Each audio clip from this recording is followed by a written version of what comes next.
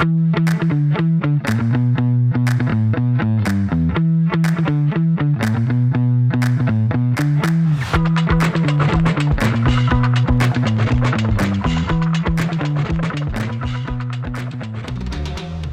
right, welcome back to another episode of Unpacking Life, the box and the basket. Last week we talked about how I got started in business and, where I'm at today. And then today we're going to flip the tables and kind of talk about how your careers have shaped your life and your personality and your sarcasm.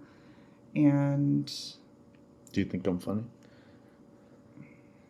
Sometimes. Sometimes. If it's not at my expense. And how you ended up now co-owning a business with your wife. So, take it away, sir. Yeah, I think I've only had 4 jobs. Well, I always worked like the movie theater. Oh yeah, I got fired from you the got movies. Fired. I worked there for like a month, and it was so awesome because we'd get discounts at the food court, and then we'd get to like watch movies for free during our breaks, free popcorn and snacks. But it was short-lived. Some guy thought I was messing around with this girl, which I wasn't. Hector, I don't actually remember if that was his name or not, but yeah, I had 2 bags of popcorn in my hand for a customer, and I was walking out from the back, and Hector walked in, and he said something about me talking to his girlfriend. We were like 16, and this was before he met me, obviously. Oh yeah, way before. And I was like, I ain't talking to your girl, but I guess he didn't believe me. And he smacked the popcorn bags out of my hand, so I punched him, and then we got into a little scuffle in the back. And we both got sent home for like 3 days and then came back and got fired. So you had that job? Yeah. But before that, I did like construction stuff. Like my dad would do tile and cabinets. So I had that experience. Didn't retain any of the knowledge. Because, okay, here's your save. Because I asked you, can you do this? Can you do so this? Long ago. No, we have to hire someone. Sorry, I can't do that. Do you want it done right? You can do it right. You just don't want to do it, is my theory. We'll never find out. Don't get paid enough. Don't do it. You're my employee now. Exactly. I don't get paid enough. Wow. But yeah, so we did like just small jobs like that. What else? Yeah, and then I did security for a little bit before, or right when I turned 18, and then I joined the Army. Probably saved your life. Yeah, for sure. That was like a life-changing event, was joining the Army. Just kind of grew up in a bad spot in Phoenix, and my dad wasn't really around, and other family members would take me in, so I was kind of couch surfing all the time. I was actually going to join the Navy, and then remember Moses? He was in the Navy, and he's like, bro, you get to travel, you get to do all kinds of cool stuff. I was like, hell yeah, I'm going to the Navy. Go live on a ship, just travel everywhere. Go to all these ports. Rejected. We don't want you. I wasn't rejected. You hoodlum. They can only. So I dropped out of school in 9th grade, and in order to join the Navy, I needed my high school diploma, which I didn't have, obviously, and I wasn't going back to school. Though. But I got my GED after they told me that. So I went and got my GED real quick, and then I think it was like November, December of like 2008. And they were like, you need to wait until like the next fiscal year, which was like almost a year from then. And then because I had taken too many GEDs. So I called the Marine Corps, and they were like, no, buddy, like we don't take GEDs either. I was like, all right. So I called the Air Force, and they just laughed at me. They're like, no way, dude. Rejection after rejection. And then I had gotten through the entire process. I did everything, like all my tests, my physical, all my blood work. I did everything. Like I literally just needed to pick a job, sign, and I was gone. And so I called the Army recruiters, and I was like, hey, just trying to, you know, I have my GED. That's what I started leading with because everybody kept rejecting me. Mm-hmm. I was like, hey, I got my GED. I've done, you know, my physical. I did my ASVAB. I did everything. Like, I'm just waiting to sign on a piece of paper and go. And the recruiter was like, are you sure? I was like, yeah. He's like, have you done this? And I'm like, yeah. Have you done that? Yeah. He's like, so you have everything with you? I was like, yeah, dude, I got my whole packet right here. Like the Navy gave it to me. And he's like, we can have you shipped out next week. So done. Sign me up. I was like, how about 2 weeks? Because my birthday was coming up.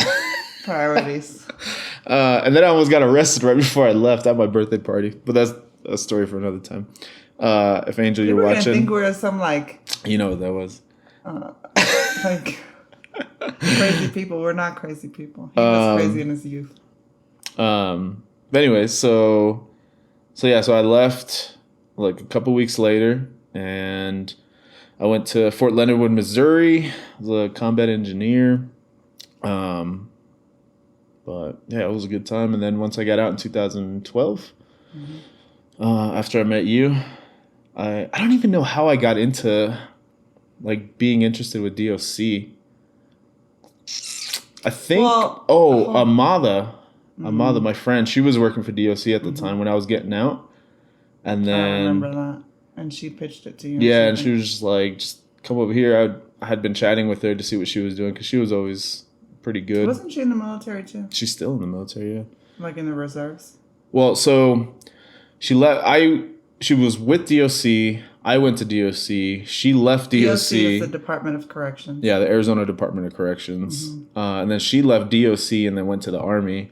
And that was in like 2013 or 14. Oh, no, it was like 2015. It was right when we moved here because I remember texting her. She was asking me some questions about it. But yeah, that's how I got into DOC. So I applied, got in, didn't have any issues. Worked there for a few years. And it was awesome. Like, taught me a lot about the criminal mind. It's like everybody's a freaking convicted felon. So, like, you know who you're dealing with. Some are waiting to be, like... executed? Yeah. I worked death row, too. That was fun. So I worked... Define fun. I worked on a level 3 yard. So it's like the security level. So it's like 1 through 5 in Arizona. Level 1 being like the most unsecure. It's usually like DUI and people they let like on a work release.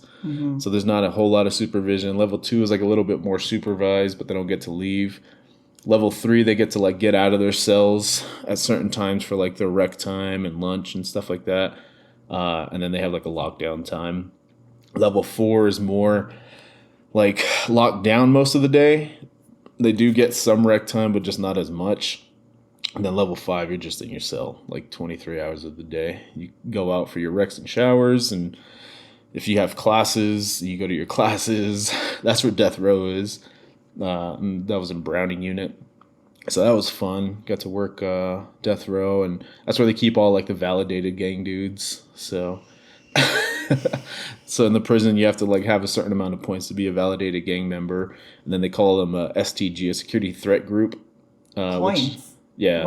Like so if you have like... you kill someone, you get a point? No. Crazy. They do get points for that though.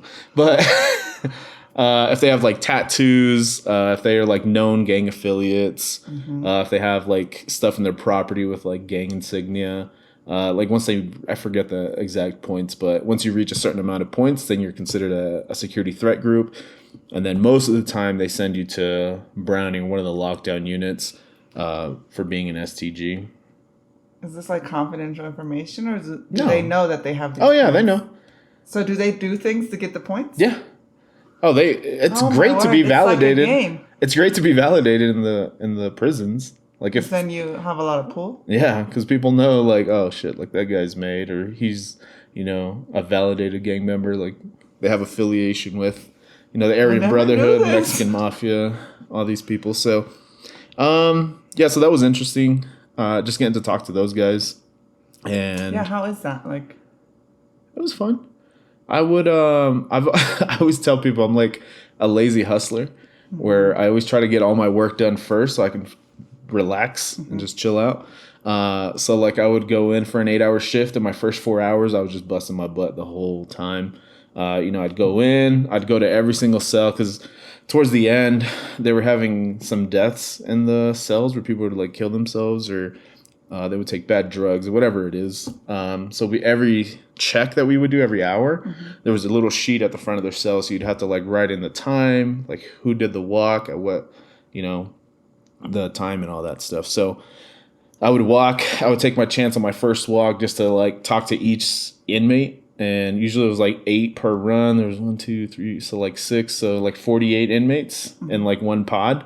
And then I would be responsible for 2 pods. So what's that, 96 inmates? So I would walk to every single cell front, and if they had laundry or whatever, I'd drop it off on the first one, sign their sheet, and ask them, like, hey, do you need anything? And they would know, like, oh shit, it's Marquez. Like, nah, I'm good, man. And if they said no, they're not getting anything the rest of my shift. Like, that's your opportunity. Like, I'm going to bring you your food. I'm going to bring you your library. I'm going to bring you your laundry. If you have store, which is like all their snacks and stuff when they buy, I'm going to bring it to you. Like, you're going to get it. But on top of that, if you need anything else, ask for it then. Because once I start working, like, don't interrupt me. So then if they needed something, like if they needed extra toilet paper, shampoo, a blanket exchange, whatever it was, I would make a note of it, just like, all right, cell B1 needs, a blanket or whatever. And then it was kind of like a respect thing too, because respect's big with those guys. So if you go to their cell phone, like, hey man, what's up? You doing all right? Like, yeah, I'm good. Need anything? Like, no, I'm good. Like, all right. And then I'd go on to the next cell and They don't same mess with thing. you? No, they never really mess with me. They mess with other people? Sometimes, just Like if you're a jerk, then they'll mess if you're like an asshole or if you like disrespect them. Some guys think they get the power in their head, so they like run them their shower late, or they'll run them to rec late, or they bring their food late, or to mess with them. Yeah, just to like hold it from them because they're lazy or whatever. There's always a chance of officer assaults. But yeah, I never had any issues.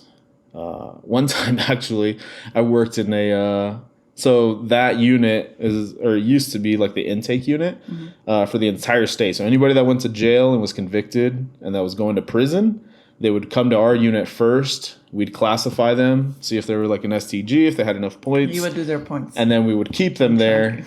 And if they didn't or not, then we would send them to the appropriate yards from our unit. So every single inmate passes through our unit. But in those units that they get held, they're double bunks. So it's 2 inmates per cell. And one time, I brought this dude out for his rec, and I didn't see the other guy was like hiding under the bed.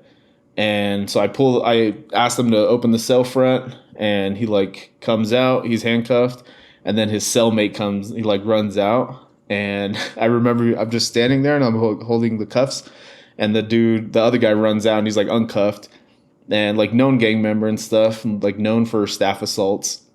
And he's like, boo. He like puts his hands out like this. I was like, man, like I can't be scared, So I'm like, bro, just get back in your damn cell. Were you scared? And no, I was just like, I was ready for a fight for sure. But I was just like, get back in your cell, dude. And, he was fun. He was just like, oh, come on, Mark. He goes, I know you were a little scared. I was like, scared of what, dude? I was like, get back into your damn cell. And I tell the CO to close the door. And, yeah, it was fun. So, but I know some of the officers that if they would have opened that door, he probably would have assaulted him. So it's just kind of building that rapport. Okay. So because you have like a reputation that you don't like, that you respect them, they don't shank you? It's just like, That's great. It's just like life, right? Like treat others how you want to be treated. Like I would, if I was locked up, I wouldn't want to be treated like crap. Like I've already been convicted for my crime. I already have enough time to do. Like I don't need some damn CEO to be shitting on me too. So I was just there to get paid and bring home some bread. But same thing. Yeah. So, but yeah, no, it taught me a lot. I think that's probably like the one job that I'm like really grateful for, as far as like being able to talk to people, being able to like recognize criminals and some of their activities. And it helped me out a lot as being a cop on the street. Because sometimes, I go to calls by myself where people are amped up and agitated, and I'm able to just kind of be that calm voice and talk to them, talk them down. So I have a question. Oh, here we go. So you could be calm with death row inmates, and offenders on the street. When it comes to your wife, there's no calmness. I'm always calm around you. I think you're the calm, firecracker. But you're like, how Who's come the you can't firecracker? handle me? Who's the firecracker here? I don't know what you're talking about. I'm a woman, not a firecracker. It's the same thing. It's a synonym. Well, yeah, I always... Do you know when you're like, don't scream at me, and then I actually scream, and then you get freaked out? Because, like, I'm like, your this is voice screaming. changes, and I don't like your tone. And your tone, I feel like, sometimes is that you need to simmer down and let me be crazy and just listen. Yeah, I think I have a lot of people that are like, how's Ricky going to do? You know, joining you in real estate and like just running the business with you. Yeah. And I always say, like, I have like no worries whatsoever, because if this guy can talk someone off a bridge, he can talk to an inmate that maybe wants to shank him or whatever, like, you can handle a real estate transaction. Like, it's hard for me, right? Because I'm not a trained, I don't know. Like, I don't have the experience that you do. I have other life experience, but I think people don't realize that, like, the skills that you learn and, like, the calmness that you have to have, you can apply to so many things. Yeah. Well, we've seen it just like in the last month. Yeah. Dealing with some other people in a couple transactions. Oh, here I am. I'm like, Vanessa's fuming. all There's amped steam up. coming out of my head. Of course, my clients never know this, like, behind the scenes. Like, after the fact, like, once it's all said and done, I'll say, like, hey, you know, by the way, this is a fire we have to put out, but I don't want to stress them out, right? So I take on all the stress. And then sometimes if you catch them in a bad day and I didn't sleep and the kids are being crazy and I have a lot to do, and then you're being stupid and you don't know how to do your job and I have to do it for you, I get very irritated. There's been a couple times. You know how they say, like, don't text because you can never tell the tone of the other person. I can tell the tone of this person. So we're in like group chats and I'm like, oof. I call her and I'm like, you good? She's like, no. Listen, you get several shots with me where I'm very professional, but if you're now like messing with my clients, right, and I've asked you several times to like nicely to do your job, and now you're just being dumb, non-compliant, then you're gonna start getting something in my voice, in my tone, in my text, because like you shouldn't need 8 tries. All the smiley faces are gone. Yeah, I'm not rude. I'm not cussing anyone out, but like. No, that's fair. At some point, you have to be a little bit like, all right, that's enough now. Let's stop playing around. Are you going to do this or not? What about, you always say, or you said, the Army was fun. Which, if you know Ricky, he has a twisted way of his fun. Like, what? Other vets would get me. Other vets will understand. There are some people that definitely shaped like your future, like oh yeah, for sure. The people that were in charge, and then like I don't know, Vargas, your deployment. For sure. I think that is like a whole new life experience that other people might not be able to relate to. Yeah, or like the things that you get out of that. I was always really good about listening to people and taking people's advice. Huge shout out to Sergeant Major Vargas. He, had a huge role in my success in the Army, and just kind of set us all up for success through our years. So I deployed with him, and he was my platoon sergeant throughout. And he just always had the right advice, was always there giving us the skills that we needed to, complete any mission that we were on, and even stateside. So I was ready to actually re-enlist, but the combat engineer job was over strength, so I wasn't able to. And it kind of, I think, was a better decision to get out.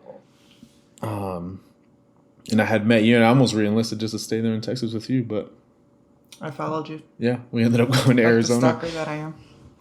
But I mean, you guys were basically kids, right? So like, when I was, you didn't have a dad around, so like having. Yeah, that father figure like really helped, especially in my older teen years. I was there from like I just turned 19 to 22, almost 23, and um, so I was I don't know. You can see people that like grow up the way I did, and a lot of them are unsuccessful. Like a lot of my friends are, in prison, dead, um, or just in trouble. And there's a couple, good apples that came out of there, but um, yeah, it was just really tough life lessons that I had to learn. But I'm glad I learned them earlier and just kind of drove me to want to be more successful and not want certain stuff for myself. Like even when we moved back, like I didn't want to move to Phoenix. So we lived like an hour east, where it was like, and I would always tell people, like we're close enough where people will come visit, but far enough where they won't just drop by. So, Yeah. But it was good. I loved my time in the Army, and I think every job that I've taken, I've always taken something from that with me, and that's always helped me be successful. So, like, someone that was dealt your cards, right, and you said, like, some ended up dead or in prison or whatever. So, what do you think contributed to the fact that you turned out this way at, like, 33? Now you're quitting law enforcement. You're running a business with your wife. Like, how, was it your mindset? Like, what do you think? Yeah, I think it's all mindset, right? Like what you want, what you're comfortable with. I've always been comfortable with like starting over. Like even growing up, we moved around a lot, so I was just kind of forced into that life of like starting at a new school, trying to find new friends, like living in a new neighborhood, and then I had to move to a different state because my mom, was having a rough time with all three of us, so I ended up going with my dad, and then just kind of trying to figure it out for myself. So I've always been used to that, and I've always not been comfortable with failing or just sitting and moping about my situation. So I know this is like a brand new beginning, but we've kind of eased our way into this. So I feel a lot more comfortable starting this just because we've already started, right? Like it's not going to be the beginning. I think we're just going to amp up more. Yeah. And I think this is the first time where I'm going into like a commission based job where like I have to hustle to make my money.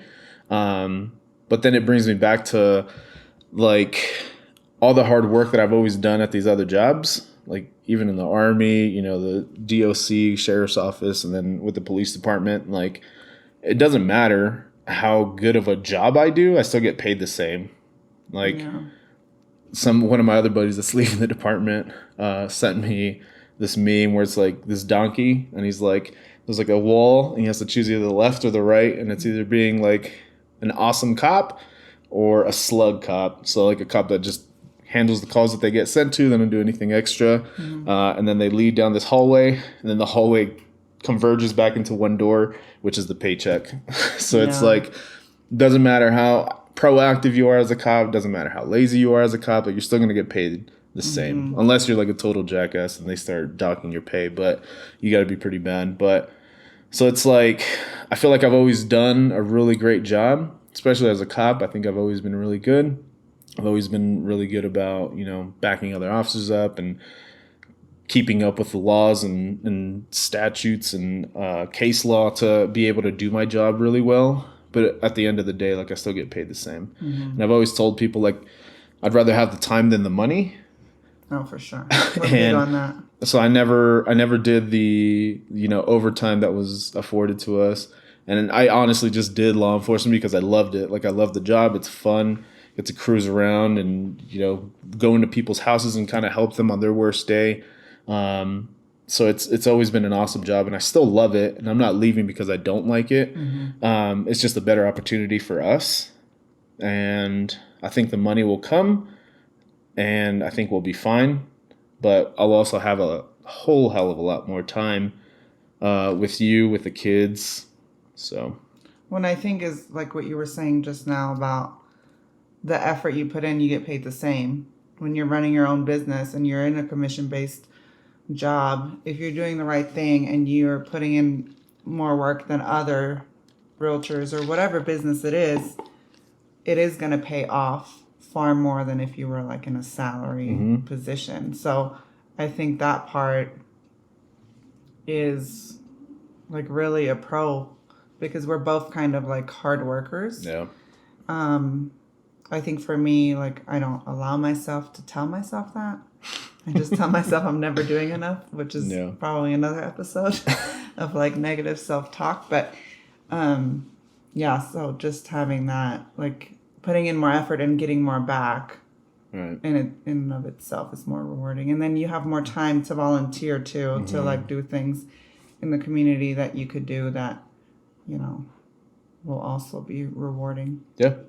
Yeah, for sure. And I mean, our kids are still pretty young. They're 5, 9, and 14. So they have a lot of activities, and it sucks, you know, being at work and just watching some stuff from FaceTime or videos that you record and send it to me.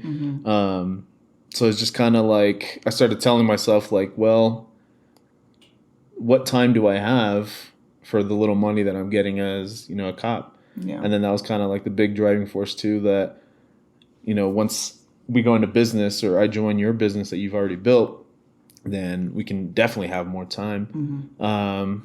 And we just talked about it the other day. Like me, when I broke my leg in 21, I was out for that year, and it was just like a blessing in disguise. I was only working 1 day a week that whole year, so I was able to make all the kids' events and be home for, you know, bedtimes and just kind of have us time and family time. So it was a lot better, and it just kind of opened my eyes to like maybe there is something more than just doing law enforcement. Yeah, and I think it's like also like the people that we're around, our mindset, like that we're always striving to do better. Like we have friends, Johnny and Ro, he quit his job when like a year and a half or something. Yeah.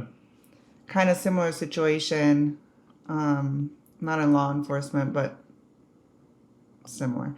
And, you know, they have 2 girls and he has a different passion and he went and pursued that. So we're like surrounded by people that either support us or like cheer us on.